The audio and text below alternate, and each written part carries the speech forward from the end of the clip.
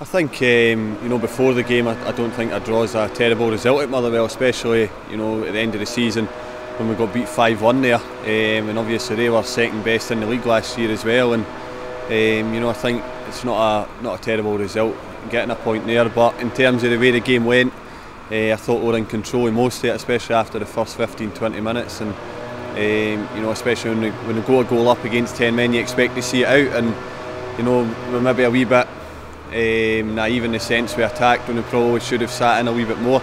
And then they get the goal and we get the man sent off, so you'd probably take a result in the end. So it's not a bad point, and if we can get a win tomorrow against Aberdeen, then it'll be an even better point. Obviously we're missing the two boys from the suspensions, which hasn't helped. But it's went okay. A few little niggles, but you tend to get them this stage of the season. So, but listen, we're going in good heart. We feel that we should have more points than one now. But that being said, we are where we are, and but we'll take plenty of heart from the two performances. Obviously disappointing not to have won a game yet, but I think over the course of the season we're going to show how good a squad we've got. And like last year, it took us 4 or 5 games to get started, but when we did, we went on that run, and that's what we're looking to do and build on that point for last week. And if we can get a result tomorrow, and there's competition for places, so the boys that are playing have really got to put in performances to stay in the team. And like last year, we've got that squad that we want to be competing at the top end of the league, and not just having a season in the bottom 6 like we did the previous 2 years.